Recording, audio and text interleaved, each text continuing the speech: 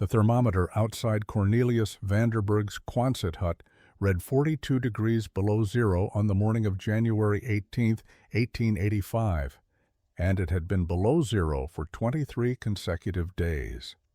Inside his strange metal structure sitting atop its massive earthen platform, Cornelius was warm enough to work in shirt sleeves, while a mile away, families in traditional log cabins were burning furniture to survive. Before we dive in, let us know where you're watching from, and if stories like this move you, hit that subscribe button, because tomorrow's episode is even more unbelievable than this one. Cornelius Van Der Berg arrived at his homestead claim in south-central Montana Territory on April 23, 1883, driving a wagon that confused every settler he passed. Instead of lumber, tools, and furniture, his wagon carried something that made no sense for frontier construction. Strapped across the bed were curved sections of corrugated metal sheeting, salvaged from a military Quonset hut he had purchased at the Fort Ellis surplus auction 3 weeks earlier. The metal panels gleamed dull gray in the spring sunlight, and every homesteader who saw them assumed Cornelius was either foolish or desperate. His claim sat in a shallow valley 2 miles from the nearest neighbor, backed by pine-covered hills and fronted by decent grazing land. A small creek ran through the northeast corner, providing water year-round. The land office had marked it as marginal territory, passed over by earlier settlers who wanted properties closer to established trails. Cornelius chose it specifically because of its isolation and because the valley floor was elevated above the surrounding drainage. He spent his first week walking the property, studying the soil composition and drainage patterns. He dug test holes in various locations, examining how water moved through the earth and where frost might penetrate during winter. Other homesteaders used this time to start building cabins immediately, racing to get shelter completed before planting season demanded their attention. Cornelius spent it analyzing ground conditions with the intensity of an engineer, though he had no formal engineering training. On May 1st, he began construction of something the neighboring homesteaders found baffling. He marked out a rectangle 30 feet long and 16 feet wide in the center of his best drained ground. Then he started digging, not down into the earth as one would for a cellar, but removing the top layer of sod and soil to create a level pad. He scraped away grass and topsoil until he reached dense clay subsoil, creating a flat working surface exactly 4 inches below the original grade. Then he began hauling rocks. The hills behind his property contained scattered stone deposits left by ancient glaciers. Cornelius spent 2 weeks selecting, loading, and transporting rocks ranging from the size of a man's fist to boulders requiring a lever and fulcrum to move. He laid these rocks in a drainage bed across his leveled pad, creating a layer 8 inches deep. The rocks varied in size, but he placed them carefully, ensuring gaps existed for water to flow through while creating a stable base. His nearest neighbor, a man named William Garrett, who had built a traditional log cabin the previous year, rode over to watch this construction process. Garrett sat on his horse observing Cornelius level and tamp sand over his rock layer. "You building a road, Van Der Berg?" Garrett asked. "Foundation," Cornelius replied without stopping his work. "For what? That pile of tin metal you hauled in?" "Yes," Garrett shook his head. "Metal won't keep you warm come winter. You need a proper log cabin." Cornelius paused his work and looked up. "The metal is just the shell. What matters is what goes under it and around it." Garrett laughed. "Whatever you say, Dutchman, just don't come begging shelter at my place when you freeze." He rode off, and Cornelius returned to his work. The mockery had begun. Cornelius Van Der Berg had not always been obsessed with foundations and frost lines. 2 years earlier, in the winter of 1882, he had been a different man living in a different place with a wife he loved more than his own survival. Her name was Katrine, and she died on February 9th in their rented cabin outside St. Paul, Minnesota, from pneumonia that began as a simple cold and progressed into something the local doctor could not stop. But it was not the pneumonia alone that killed her. It was the cold that weakened her body until the infection found no resistance. Their cabin had been typical of frontier construction: log walls chinked with mud and moss, a stone fireplace that Cornelius kept burning day and night, and a plank floor laid directly on the frozen ground. He burned cord after cord of firewood that winter, keeping the fire roaring hot enough that the cabin's interior air stayed warm. The walls radiated heat. The ceiling trapped it reasonably well, but the floor stayed cold. Katrin spent her days wrapped in blankets near the fire, but at night she slept in their bed against the exterior wall, and no matter how many quilts Cornelius piled on top of her, the cold came up through the floor. He would wake in the darkness and feel her shivering beside him, despite the fire still burning just 10 feet away. The heat rose and escaped through gaps in the roof. The cold sank and pooled on the floor where they slept. When she developed the cough in late January, Cornelius tried everything. He moved their bed closer to the fire. He hung blankets from the ceiling to trap heat near the floor. He sealed gaps in the walls with rags and extra chinking. Nothing worked because he was fighting a problem he did not yet understand. The ground beneath their cabin was frozen solid to a depth of 4 feet. That frozen mass conducted cold upward through the floor planks constantly, creating a heat sink that no amount of fire could overcome. The cabin's interior air might be 60 degrees, but the floor stayed near freezing. Katrine died on a morning when the temperature outside was 18 below zero. Cornelius had kept the fire burning all night. The cabin was warm, but she had spent 8 hours lying on a bed just inches above frozen ground, and her weakened body could not survive that constant cold exposure combined with the pneumonia ravaging her lungs. He buried her in the St. Paul Cemetery when the ground thawed in March. Then he sold everything he owned except his tools, his wagon, and his determination never to lose someone to a cold floor again. He studied building principles in the St. Paul Library for 6 weeks. He talked to builders and architects about heat loss and ground frost. He learned about thermal mass, insulation, and the physics of cold air movement. Then he headed west to start over, carrying knowledge that would save lives and metal panels that made everyone think he was insane. The Fort Ellis Military Surplus Auction on April 3, 1883, drew homesteaders from across Montana Territory looking for cheap building materials, tools, and equipment the Army no longer needed. The fort was reducing its garrison size, consolidating operations, and selling off structures that would not be maintained. Among the items available were 3 dismantled Quonset huts, the prefabricated metal shelters the Army had used for equipment storage and temporary housing. Most bidders ignored the Quonset huts entirely. The general opinion was that metal structures were useless for civilian homesteading. Metal conducted cold in winter and heat in summer. It offered no insulation. It would sweat condensation on the interior, creating constant dampness. Wood was the accepted building material on the frontier because it insulated reasonably well, was readily available, and every man knew how to work with it. Cornelius saw something different when he examined the dismantled Quonset hut sections stacked behind the quartermaster's warehouse.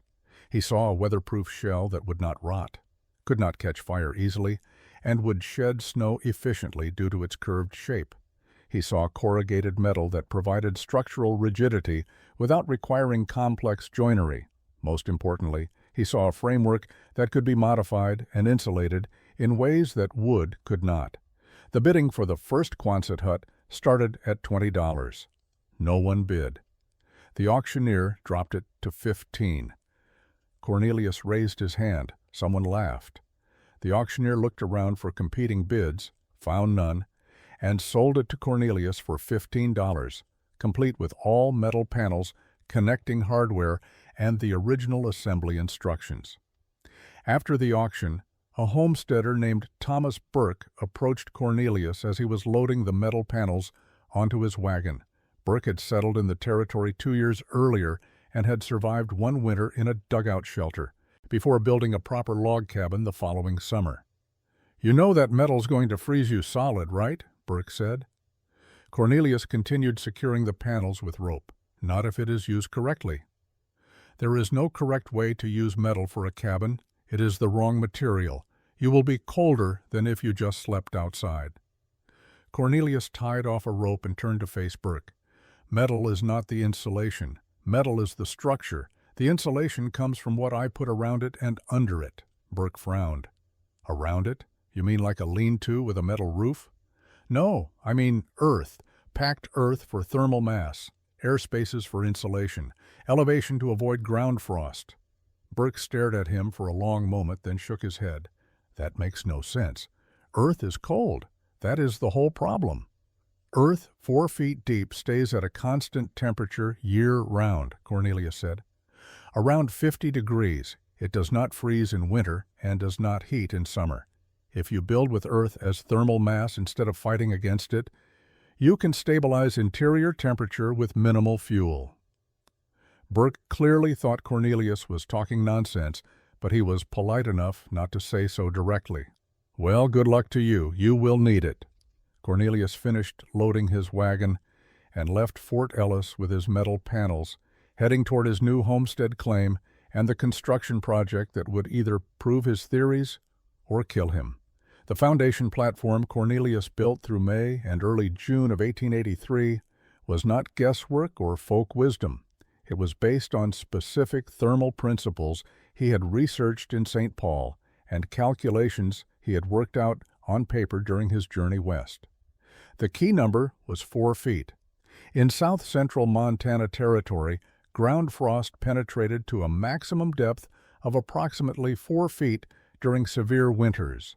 Below that depth, the earth remained at a relatively constant temperature year-round, typically between 45 and 52 degrees depending on soil composition and moisture content. This unfrozen earth represented an enormous thermal battery. Its mass held heat from summer and released it slowly during winter. The problem was accessing that stable temperature while avoiding the frozen zone above it. Traditional cabins built directly on the ground placed their floors in direct contact with the frozen zone, creating constant heat loss. Cornelius's solution was to elevate his living space above the frozen zone while using the earth below as a thermal stabilizer. His drainage layer of rocks and gravel served multiple purposes. It prevented moisture from wicking upward into the platform structure, eliminating dampness that would increase heat loss. It allowed water to drain away from the foundation, preventing ice formation. Most importantly, it created an air gap between the frozen ground surface and the platform structure above, breaking the direct conduction path. Over the drainage layer, Cornelius built the actual platform using a technique he had learned from reading about railroad embankment construction. He hauled clay-rich soil from a deposit he had found half a mile from his property. Clay had specific properties that made it ideal for his purpose. It compacted well under pressure, creating a dense mass that would not settle significantly over time. It had low permeability when properly compacted, preventing water infiltration. When dry, it provided reasonable insulation value. He spread the clay in layers 6 inches deep, wetting each layer slightly and then tamping it with a homemade compaction tool he had built from a log section and a long handle. The tamping process was brutally physical labor. Each layer required hundreds of impacts to achieve proper density. Cornelius worked methodically across the entire platform surface, ensuring uniform compaction. He built the clay platform up in lifts, allowing each layer to dry for 2 days before adding the next. The final platform height was 4 feet above the original grade. The structure measured 30 feet long, 16 feet wide, and contained approximately 78 cubic yards of compacted material. Cornelius had moved every shovelful of that material himself over the course of 5 weeks. His hands developed calluses on top of existing calluses. His back ached constantly. He lost weight despite eating as much as he could afford. William Garrett rode by twice during this construction phase, watching Cornelius shovel and tamp earth with obsessive precision. The second time, Garrett brought 2 other homesteaders with him to witness what they considered an impressive display of wasted effort. Van Der Berg is building a monument to foolishness, Garrett announced to his companions. That is a stage for his tin shack. Come winter, he will realize he built a frozen platform for a metal icebox. The 3 men laughed and rode off. Cornelius ignored them. He understood something they did not. The mass he was building would absorb heat all summer long, warming to 60 or 65 degrees throughout its entire volume. That stored heat would radiate inward during winter, maintaining the platform at temperatures far above freezing, even when the air outside dropped to 40 below zero. Combined with minimal heating from inside, his elevated structure would remain stable and livable. With the clay platform completed by mid-June, Cornelius began the next phase of construction. He needed a retaining structure around the platform's perimeter to hold the compacted earth in place and provide a foundation for the metal structure above. He also needed to solve a critical problem that most builders never considered. Lateral cold conduction from frozen ground outside the platform could conduct inward through a solid retaining wall, undermining the thermal advantage he had created with elevation. His solution was a double-wall stone foundation with an air gap. He began by gathering stones from the hills behind his property, selecting flat pieces that would stack well and create stable walls. The work required another 3 weeks of hauling, as he needed enough stone to build 2 parallel walls around the entire platform perimeter. Each wall would be 18 inches thick, and the gap between them would be 6 inches wide. He started at one corner and worked methodically around the rectangle. The outer wall rose directly from grade level, built against the platform's sloped edge. Cornelius laid each stone carefully, using clay mortar to bind them together. The wall needed to be strong enough to hold back the lateral pressure of 78 cubic yards of compacted earth, so he selected the largest, flattest stones for the outer face and filled the interior with smaller stones and mortar. The inner wall rose from a ledge he had cut into the platform surface 18 inches back from the outer edge.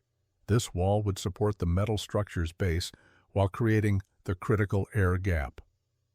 Air was an excellent insulator when trapped in a confined space. The 6-inch gap between his stone walls would prevent cold from the frozen ground outside from conducting through to the platform interior. At regular intervals, he placed flat stone bridges across the air gap to tie the 2 walls together structurally while minimizing conduction paths. These bridges were small, only 4 inches wide, positioned every 4 feet around the perimeter. They provided structural connection without creating continuous thermal bridges. The foundation walls rose to a height of 18 inches above the platform surface, creating a level base for mounting the Quonset hut's metal frame.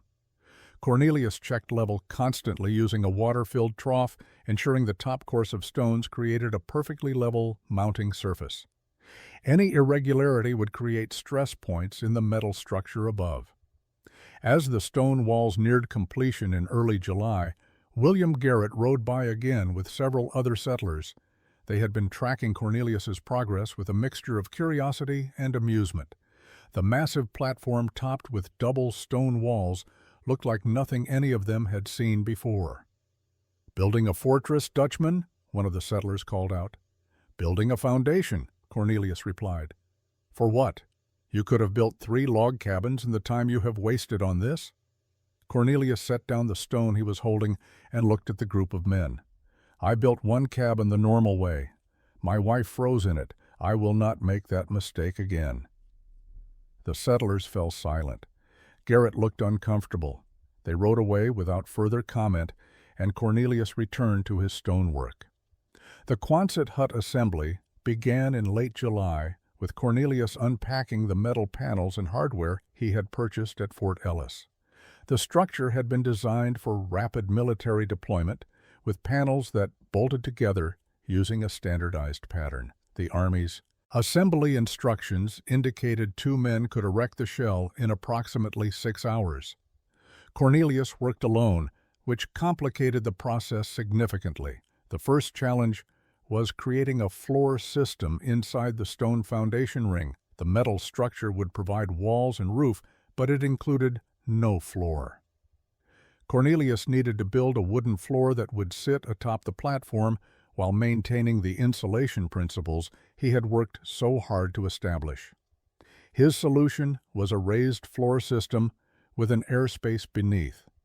He cut pine logs into dimensional lumber using a pit saw, a brutally slow process that consumed 2 weeks of work. He needed joists, planks, and supports.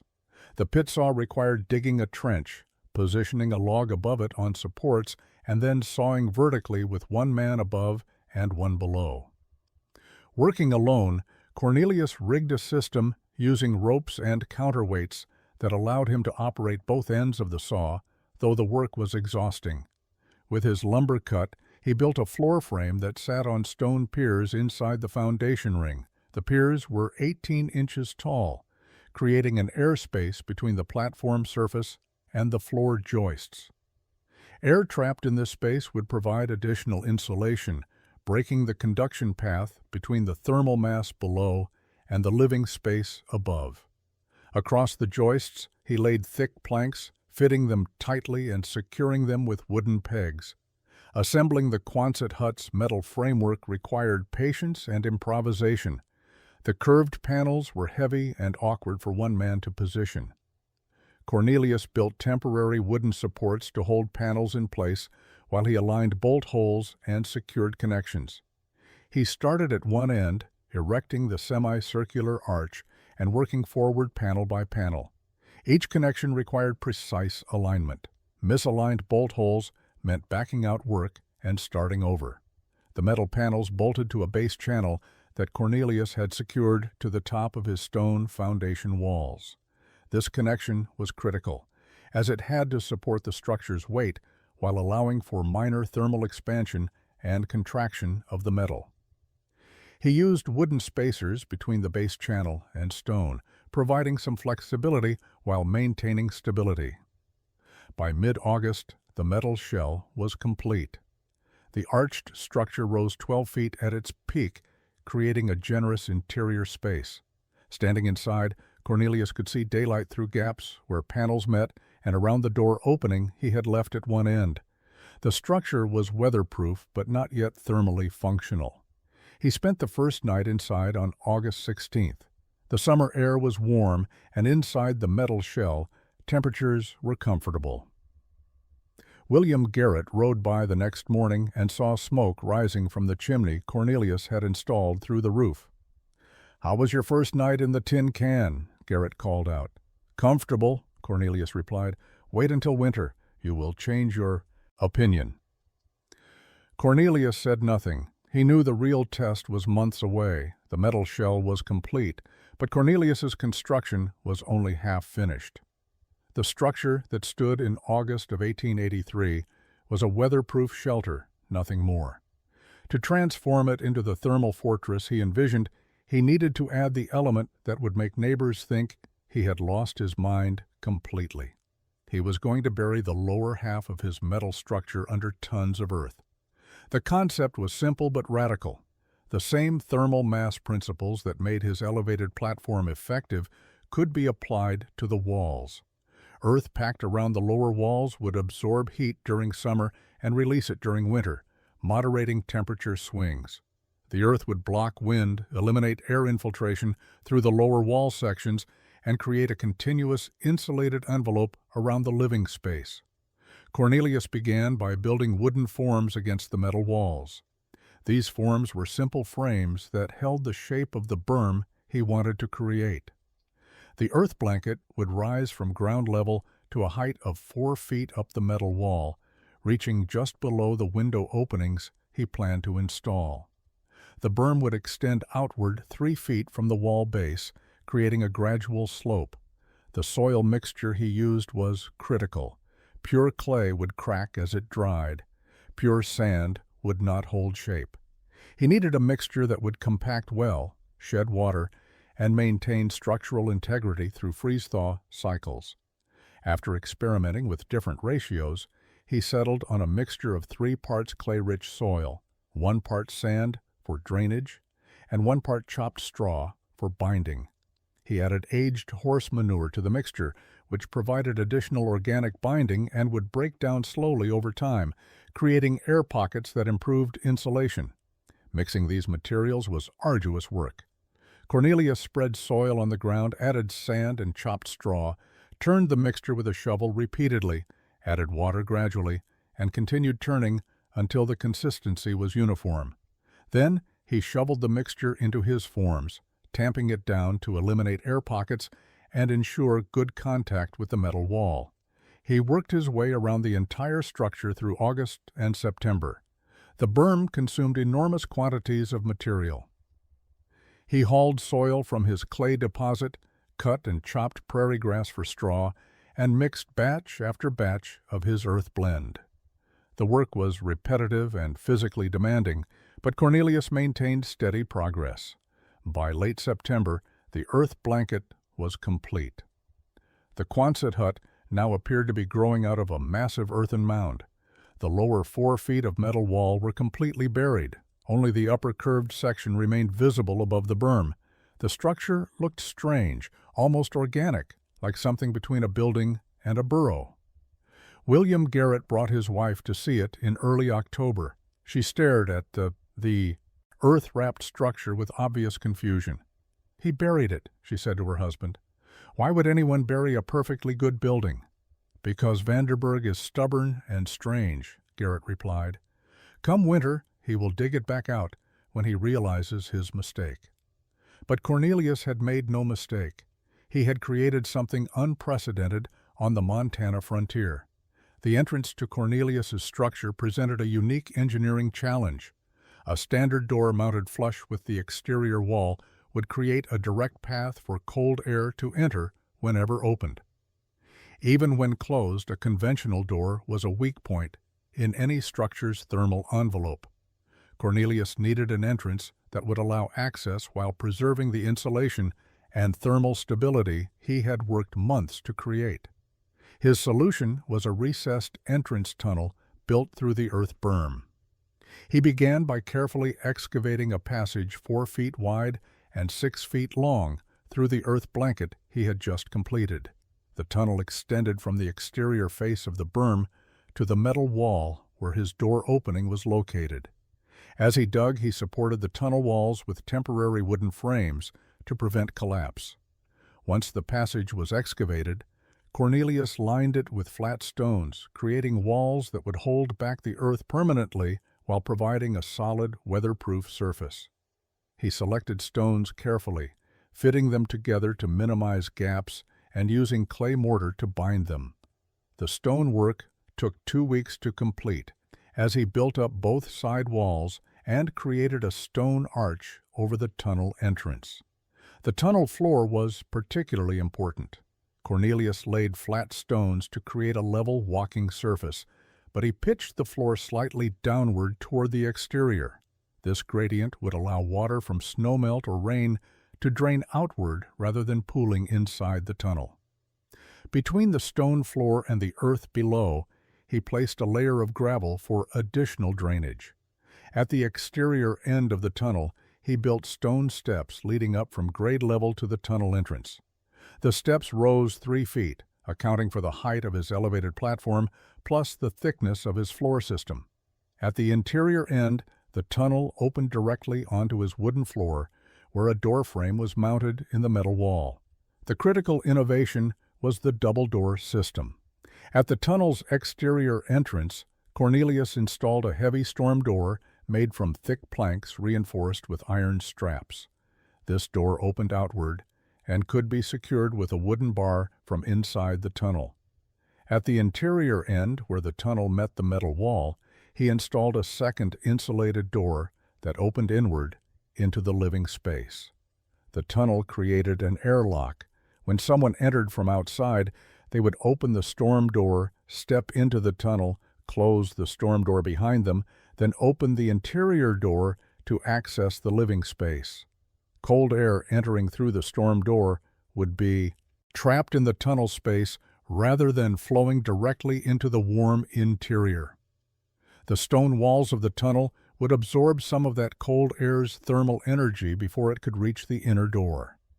William Garrett examined the tunnel entrance in late October and shook his head in disbelief. "You built a cave entrance for a metal shed. Van Der Berg, you have spent 6 months building the most complicated simple cabin I have ever seen." Cornelius was installing the interior door's hinges. "Simple is not the same as effective. We will see come January," Garrett replied. As autumn progressed through October of 1883, Cornelius completed the final elements of his structure. He installed 2 small windows on the south-facing side of the Quonset hut, positioned just above the earth berm's upper edge. The windows were double-glazed, using 2 panes of glass with an air space between them, an expensive feature but critical for reducing heat loss. He built insulated shutters that could be closed at night to provide additional protection. He constructed a small iron stove using sheet metal and iron pipe, positioning it near the center of the interior space. The stove was modest in size, designed to burn wood efficiently without overheating the space. The stovepipe extended up through the curved roof with a carefully sealed penetration to prevent water leakage. He installed a damper in the stovepipe to control draft and heat output. Inside, he built a sleeping platform against one wall, elevated 18 inches above the floor to avoid cold air that would settle near ground level. He constructed shelves and storage areas, utilizing the vertical space efficiently. The curved ceiling was higher than a typical cabin, giving the interior an open feeling despite the modest floor area. In early November, a homesteader named Peter Lundgren stopped by to examine Cornelius's completed structure. Lundgren was more curious than mocking, and he asked genuine questions about the construction methodology. Cornelius walked him through the entire system, explaining the thermal principles behind each element. "The platform absorbs heat all summer," Cornelius explained. "Right now, the earth in that platform is probably 60 degrees throughout. When winter comes and the air temperature drops below 0, the platform will stay warm because of its mass. It will cool down gradually, but it takes months for that much earth to lose its stored heat." Lundgren touched the earth berm surrounding the lower walls. "And this earth does the same thing?" "Yes, the berm blocks wind and insulates the lower walls. More importantly, it adds thermal mass. The combination of the warm platform below and the insulated earth around the walls creates a stable temperature envelope. I will need very little fire to maintain comfort inside." "What if you are wrong?" Lundgren asked. Cornelius was silent for a moment. "Then I will freeze. But I am not wrong. The physics is sound." The first significant cold arrived on November 12th. The temperature dropped to 15 degrees overnight. Cornelius burned a small amount of wood in his stove before bed, then let the fire die.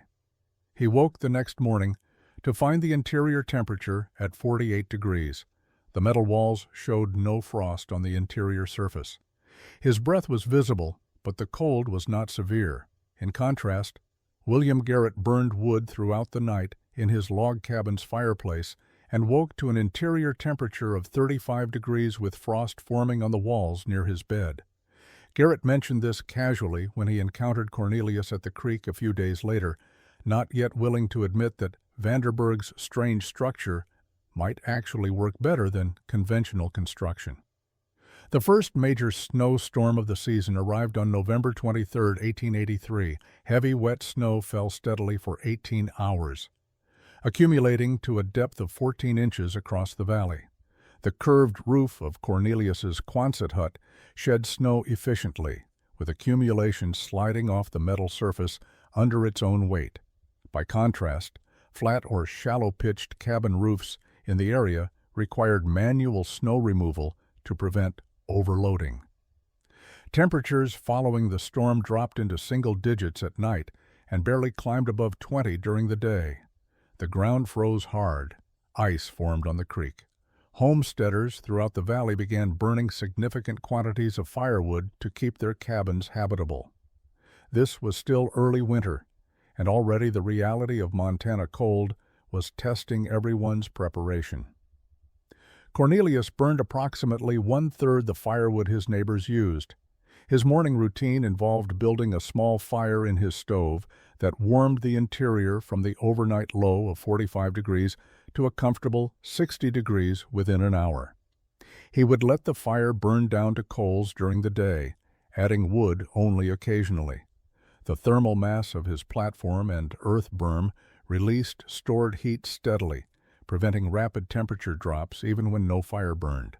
The metal walls, which neighbors had predicted would frost heavily on the interior, remained dry. The combination of the earth berm eliminating air infiltration on the lower walls and the double-glazed windows reducing condensation points meant moisture had few cold surfaces to condense on. The interior air stayed dry, and dry air felt warmer at the same temperature than humid air. William Garrett finally acknowledged the situation in early December. He stopped by Cornelius's structure and found him working outside in relatively light clothing despite the 20-degree temperature. Garrett was bundled in a heavy coat, and his face showed the strain of several weeks of inadequate sleep in a cold cabin. "Your place is staying warm," Garrett said. It was not quite an apology, but it was an admission. "Yes," Cornelius replied. "How much wood are you burning per day?" "Perhaps 1/4 cord per week, maybe less." Garrett absorbed this information. His own consumption was approaching a full cord per week, and winter was just beginning. "The earth is actually working, keeping things warm. The earth stores heat in summer and releases it in winter. It is a battery. I am just using what nature provides." Garrett looked at the earth-wrapped structure with new respect. "Could I build something similar? Is it too late for this winter?" Cornelius considered the question. "Too late for this winter? The platform needs months to build and all summer to absorb heat, but next spring I can show you the technique. Others too, if they want to learn." Word spread quickly through the scattered homesteading community. Van Der Berg's buried metal shack was staying warmer than proper log cabins while using a fraction of the firewood. Some settlers dismissed it as luck or exaggeration. Others paid closer attention, remembering the mockery they had directed at Cornelius's construction and wondering if they had been wrong. December continued cold, but not yet brutal. The real test was still ahead. December brought sustained cold to south-central Montana territory.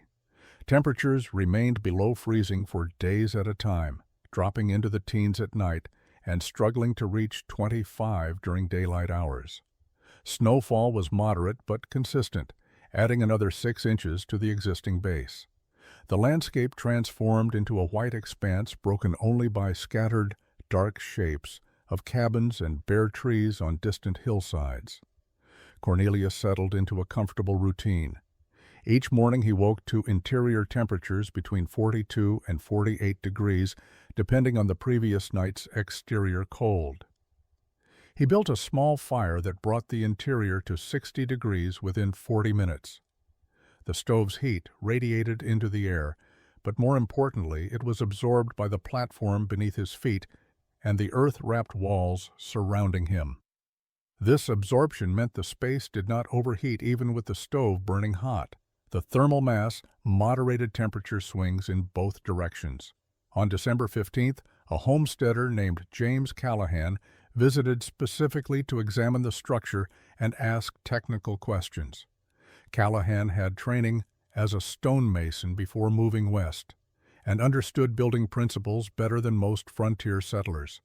He walked around the exterior, touched the earth berm, examined the stone-lined entrance tunnel, and asked to see the interior. Inside, Callahan immediately noticed the stable temperature. The air felt comfortable despite the modest fire burning in the small stove. He knelt and placed his hand on the wooden floor. "The floor is warm," he said with surprise. "The platform beneath it stays warm," Cornelius explained. 78 cubic yards of earth that absorbed heat all summer. It cools slowly, very slowly. Callahan examined the walls where the metal curved above the earth berm. No frost on the metal interior. How? The earth eliminates air infiltration at the lower walls. The double-glazed windows reduce condensation. Dry interior air means no frost formation even on metal surfaces. Callahan sat at Cornelius's small table and asked detailed questions about construction sequence, material quantities, and labor time. Cornelius answered everything honestly. He was not protecting secrets.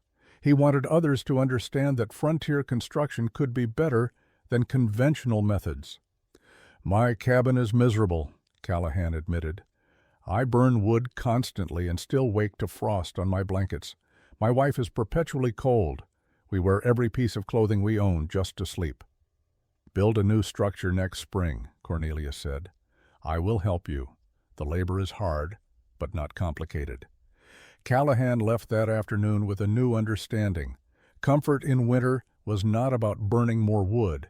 It was about building smarter structures that worked with thermal principles instead of against them. December continued without severe cold, but January was coming, and January would test everything. January of 1884 began cold and grew colder. The first week saw temperatures drop below zero at night, reaching -12 on January 7th. This was serious cold by any standard, the kind that killed livestock, froze water supplies solid, and made outdoor work dangerous. Homesteaders throughout the valley huddled in their cabins, burning wood at alarming rates and watching their carefully accumulated fuel piles shrink. Cornelius woke on the morning of January 8th to an interior temperature of 38 degrees, the coldest his structure had experienced. He built his morning fire, and within an hour the interior had risen to 58 degrees. He added more wood and brought it to 65. Throughout the day, he burned perhaps twice his normal amount of wood, but the structure remained comfortable. The thermal mass of his platform and walls was being tested, but it was holding. William Garrett's experience was dramatically different. His log cabin, built using standard frontier techniques, could not maintain heat against sustained below-zero cold. He burned wood continuously, feeding his fireplace every 2 hours through the night. Despite this effort, the cabin's interior temperature hovered in the low 30s. His water bucket froze solid inside the cabin. Frost covered the interior walls. His wife and 2 children slept in layers of clothing under piled blankets, and still they shivered. On January 10th, temperatures dropped to -18, then -22 on the 11th. The cold showed no sign of breaking. This was unusual even for Montana. Extended periods of such extreme cold were rare, occurring perhaps once per decade. Most homesteaders had prepared for typical winter cold, not for sustained deep freezes. Fuel supplies became critical. Garrett had cut and stacked 4 cords of firewood in the fall, thinking it adequate for winter. By January 12th, he had burned through half his supply, and winter's coldest months typically lay ahead. He began rationing wood, letting the fire burn lower at night, accepting colder interior temperatures to extend his fuel supply. Other homesteaders faced similar calculations. Peter Lundgren, whose cabin sat 3 miles east of Cornelius, was burning wood faster than Garrett. His cabin was larger and poorly chinked, with significant air infiltration. On January 13th, Lundgren made a desperate decision. He began burning fence rails to supplement his dwindling firewood supply. Cornelius continued burning approximately 1 cord per week. His structure's thermal mass was cooling gradually under the sustained assault of deep cold, but the rate of heat loss was manageable. His interior temperatures had dropped from the comfortable 65 degrees of early winter to a range of 45 to 55 degrees, but this was still survivable and far warmer than his neighbors' cabins. The cold continued. January 14th brought -25. January 15th reached -30. The thermometer outside Cornelius's entrance tunnel read temperatures that most valley residents had never experienced. The question was no longer about comfort. It was about survival. William Garrett's firewood ran out on the morning of January 16th. He had rationed carefully, burning minimal amounts through the nights. but sustained -20 temperatures required continuous fire just to keep interior temperatures above freezing. His last pieces of split wood went into the fireplace at dawn. He had nothing left except green wood that would not burn efficiently and furniture that he was not yet desperate enough to destroy. His wife Margaret wrapped their 2 children in every blanket they owned and made a decision. They would walk to her brother's homestead 7 miles south. Thomas Burke's cabin was better built, and he had stacked more firewood. The Garrett family could not survive in their cabin without fuel, and asking to share another family's shelter was better than freezing. They left at mid-morning on January 16th, carrying what they could pack quickly. The walk took 4 hours in the deep cold. All 4 arrived at Burke's cabin with minor frostbite on fingers and toes, but alive. Burke took them in without hesitation, though his own cabin was now housing 7 people in a space designed for 3. The Garrett cabin sat empty and dark. Inside, temperatures dropped rapidly without fire. By nightfall, the interior was below zero. Water in barrels froze solid. The cabin became essentially an unheated wooden box, offering only wind protection, and even that protection was limited by gaps in the chinking and around the door. Garrett was the first to abandon his cabin that winter, but he was not the last. On January 17th, temperatures dropped to -32. The cold was now approaching. Records for the region. A homesteader named Robert Fletcher, whose cabin sat 5 miles northwest of Cornelius, made the same calculation Garrett had made. His firewood was nearly gone. He could not survive another week in his cabin. He packed his family and walked to the nearest neighbor, willing to take them in. Another cabin went dark, then another. By January 20th, 5 families had abandoned their homes and were crowding into the cabins of relatives or friends who had better fuel supplies or better-built structures. The consolidated households were cramped and uncomfortable, but they were surviving. Cornelius learned of these abandonments when James Callahan stopped by on January 21st. Callahan's cabin was still habitable, but his wood supply was running dangerously low. He estimated perhaps 10 days of fuel remaining if the cold continued. He had come to ask Cornelius if his structure had space for additional people if it came to that. "How warm are you keeping it?" Callahan asked. 50 to 55 degrees, Cornelius replied, using about a cord per week. Callahan absorbed this information. His own cabin required 3 cords per week to maintain 40 degrees. The difference was staggering. "If I run out of wood, can my family shelter here?" "Yes," Cornelius said without hesitation, "but I think more families will need shelter before this cold breaks." The cold that began in early January of 1884 showed no sign of breaking. Day after day, temperatures remained brutally low. -25, -30, occasionally rising to -15 during brief warming periods before plunging again. By January 23rd, the extended freeze had lasted 16 consecutive days with temperatures below zero. Homesteaders throughout the valley were facing a crisis unprecedented in their experience. Fuel supplies that had seemed adequate in November were exhausted by late January. Families burned furniture, tool handles, anything wooden that could fit into a stove or a fireplace. Some tore down outbuildings to feed their fires. Others began burning green wood cut from standing trees, which produced minimal heat and filled cabins with thick smoke. Desperation replaced the confident self-reliance that had characterized frontier life just weeks earlier. On January 24th, tragedy struck the Fletcher family. Robert Fletcher had moved his wife and 3 children into his brother's cabin on January 17th, but the brothers' fuel supply was also inadequate. The 2 families crowded into the small cabin tried to ration wood carefully, keeping only minimal fire burning at night. Early on the morning of January 24th, Fletcher's youngest son, a boy of 6 years named Thomas, was found dead in his bed. He had simply stopped breathing during the night.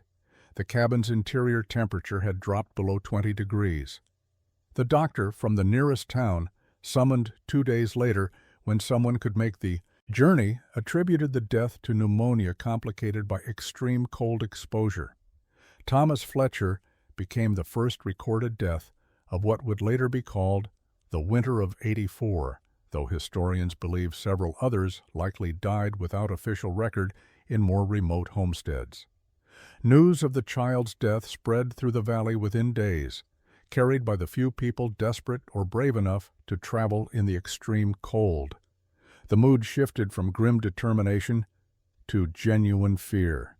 If children could die inside cabins with fires burning, no one was safe.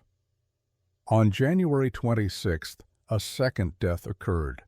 Sarah Morrison, wife of homesteader Douglas Morrison, died in their cabin 6 miles east of Cornelius's property. She had been ill with a respiratory infection for 2 weeks. The constant cold had weakened her body beyond recovery. The Morrison cabin, like most in the valley, could not maintain adequate warmth despite Douglas burning every piece of furniture and most of his tools. By January 28th, 12 families had abandoned their cabins. Some doubled up with relatives. Others made dangerous journeys to the town of White Sulphur Springs, 28 miles distant, where they could find shelter in the hotel or church. 2 more children developed serious respiratory infections. The valley's scattered homesteading community was disintegrating under the assault of cold that would not relent. Cornelius maintained his structure at 50 degrees with steady, but not excessive, fuel consumption. His platform's thermal mass was cooling, but still held enough residual heat to make survival manageable. Each morning when he checked his thermometer, he wondered how much longer the cold would continue and how many more people would die before it broke. On the morning of January 29th, James Callahan appeared at Cornelius's entrance tunnel with his wife Emma and their 2 daughters. They carried packs containing clothing and basic supplies. Callahan's face showed exhaustion and defeat. His last firewood had burned the previous night. His cabin's interior temperature at dawn had been 12 degrees. "I need the shelter you offered," Callahan said simply. Cornelius opened the interior door wider. "Come inside." The Callahan family entered the earth-wrapped Quonset hut and immediately felt the difference. The interior was warm, genuinely warm compared to what they had endured for the past 2 weeks. Emma Callahan started crying from relief. Her daughters, ages 8 and 10, stood near the stove holding their hands toward the heat. Cornelius had prepared for this possibility. He had arranged sleeping areas using his platform and curtains to create some privacy. The space was tight for 5 people, but it was survivable. More importantly, it was warm enough to sustain life without burning excessive fuel. That afternoon, Peter Lundgren arrived with his wife. His situation was identical to Callahan's. No fuel remaining, cabin uninhabitable, nowhere else to go. Cornelius accepted them without hesitation. The space now held 7 people, crowded but alive. On January 30th, William Garrett appeared. He had been staying with his brother-in-law Thomas Burke, but Burke's cabin was sheltering 7 people, and his fuel supply was nearly exhausted. Garrett asked if Cornelius had room for 1 more. His wife and children would remain with Burke for now, but Garrett himself needed shelter. Cornelius rearranged the sleeping areas again. The earth-wrapped Quonset hut now held 8 people in a space designed for 1. Privacy was non-existent. Sleeping arrangements were uncomfortable, but the structure maintained temperatures between 48 and 55 degrees while burning only slightly more wood than Cornelius had used when living alone. The thermal mass of the platform and walls absorbed heat from body warmth and the small stove, storing it and releasing it gradually. 8 people generated significant heat simply by existing in the space, and that heat was not wasted. The refugees organized themselves efficiently. They established schedules for cooking, sleeping, and managing the limited space. Women and children slept on the raised platform Cornelius had built. Men slept on the floor near the walls. Everyone contributed to wood gathering when temperatures briefly rose enough to allow outdoor work. On February 2nd, Margaret Garrett and her 2 children joined her husband, brought by Thomas Burke, who reported his cabin was now too cold to sustain 11 people. Burke himself stayed only 1 night before returning to attempt keeping his own family alive in their cabin. Cornelius's refuge now held 11 people. The structure performed remarkably well under this load. Interior temperatures remained stable between 50 and 58 degrees.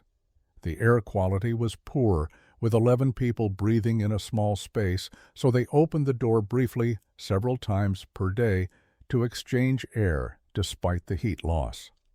They burned approximately 2 cords of wood per week, still far less than conventional cabins used for single families. February continued the brutal pattern January had established. Temperatures remained below zero day after day. The cold had now persisted for more than 3 weeks without significant break. Thermometers throughout the valley showed readings that seemed impossible. -35, -40, brief warming to -20 before plunging again. The sustained nature of the cold was historically unusual, a weather pattern that occurred perhaps once in 50 years. On February 6th, Cornelius recorded the coldest temperature he had measured. His thermometer outside the entrance tunnel read -42 degrees at dawn. Inside the earth-wrapped structure, 11 people woke to an interior temperature of 46 degrees. Cornelius built up the fire, and within an hour, the interior reached 54 degrees. The thermal mass that he had built into his platform and walls was being depleted by the sustained cold, but it was still functioning. The slow release of stored heat meant the structure never dropped below livable temperatures even during the coldest nights. Traditional log cabins fared much worse. The abandoned Garrett cabin, now empty for 3 weeks, had interior temperatures identical to exterior readings. The logs provided wind protection, but no thermal buffering. The Fletcher cabin, where young Thomas had died, was similarly frozen. Cabins still occupied by families who had fuel remaining required constant fire to maintain 30 to 35 degrees, and that was considered acceptable under the circumstances. By February 8th, the count of abandoned cabins in the immediate valley area had reached 12. Families had either left the territory entirely, consolidated with relatives, or in 3 cases found shelter with Cornelius. The homesteading community that had numbered 34 families in November now functioned as perhaps 20 occupied dwellings, many sheltering multiple families in crowded, barely adequate conditions. The 11 people sharing Cornelius's structure developed a functional system for survival. They rationed food carefully, combining their pooled supplies. They melted snow for water since the creek was frozen solid. They ventilated the space regularly despite heat loss.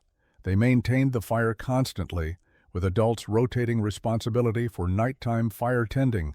Children did lessons and quiet activities during the day. Adults discussed construction techniques, planning the improved structures they would build when spring arrived. William Garrett spent hours asking Cornelius detailed questions about every aspect of the earth-wrapped design. He was determined to build a similar structure for his own family once the weather allowed. James Callahan, with his masonry background, sketched plans for variations on the design. Peter Lundgren, who had metalworking skills, discussed ways to improve the stove and chimney system. The refuge had become an unintentional school for thermal engineering.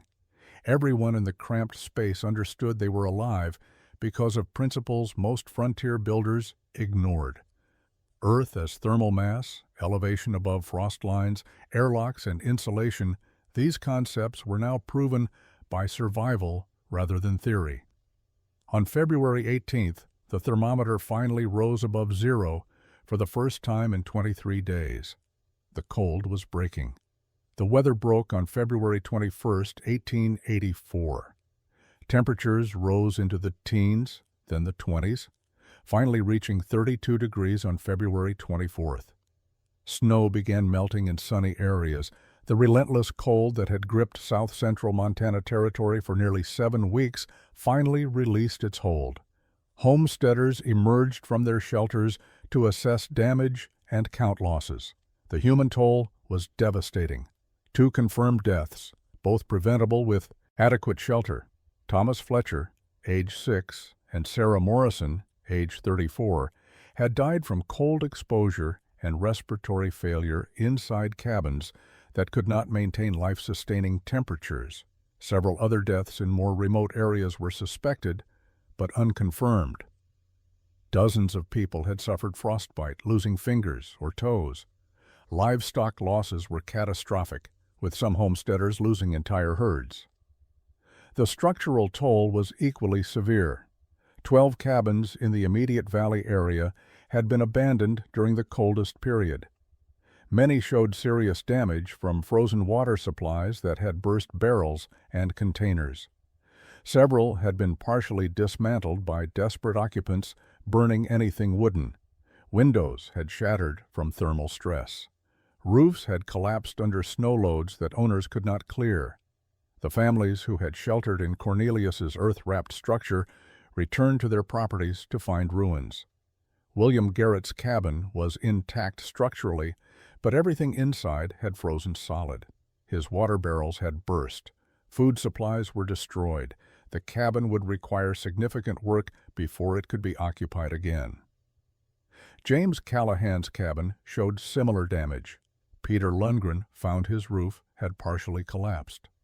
On March 2nd, as temperatures stabilized in the 30s and 40s, 8 families gathered at Cornelius's structure for a meeting. William Garrett spoke first, addressing the group, but directing his words toward Cornelius. "We all mocked you last summer. Watching you build that platform, wrapping earth around metal walls, we thought you were wasting time and effort. We were wrong. Your structure kept 11 people alive during cold that killed children in conventional cabins." James Callahan added, "I have construction experience, and I did not understand what you were building. Now I do. Thermal mass, insulation, elevation above frost lines. These principles work. They are proven." The group spent 3 hours discussing construction techniques. Cornelius explained his methodology in detail, answering technical questions about platform height, earth mixture ratios, air gap spacing, and door placement. He shared measurements, material quantities, and labor estimates. Every family present committed to building improved structures before the next winter. Several asked Cornelius directly if he would help with their construction. "I will help anyone who wants to build better," Cornelius said. "What I learned should not be kept secret. If these techniques save lives, they should spread." Spring construction began in April. 8 families started building earth-wrapped structures using variations of Cornelius's design. Some used salvaged Quonset huts like Cornelius had. Others built log frames and wrapped them with earth. The specific materials varied, but the thermal principles remained consistent. Elevated platforms, earth berms for thermal mass, recessed entrances, and careful insulation. The construction boom of spring and summer 1884 transformed the valley, where once every homestead had featured traditional log cabins sitting directly on the ground. Now earth-wrapped structures rose on elevated platforms throughout the region. William Garrett built a hybrid design using a log frame wrapped with 3 feet of packed earth. James Callahan constructed a stone and earth structure that resembled a European root cellar expanded to living size. Peter Lundgren acquired a second military surplus Quonset hut and replicated Cornelius's design exactly. By autumn of 1884, 11 families in the immediate area had completed improved structures based on thermal mass principles. Word spread beyond the valley. Homesteaders from adjacent territories visited to examine the new construction methods. Some were skeptical until they heard accounts of the previous winter. The story of 12 abandoned cabins and 2 deaths compared to 11 people surviving comfortably in an earth-wrapped metal structure was compelling evidence. The winter of 1884 to 1885 was mild by comparison to the previous year, but the new structures proved their worth even in normal cold. Families reported fuel consumption reduced by 60 to 70% compared to traditional cabins. Interior temperatures remained stable without constant fire tending. The improved comfort and reduced labor made frontier life measurably more survivable. Cornelius Van Der Berg continued farming his homestead claim through the 1880s and into the 1890s. He married in 1887 a widow named Anna Bergstrom, who had lost her husband to injury. They had 2 children. He never sought recognition for his construction innovations, never promoted his techniques beyond sharing information freely with anyone who asked. He was simply a man who had solved a problem through observation and persistence.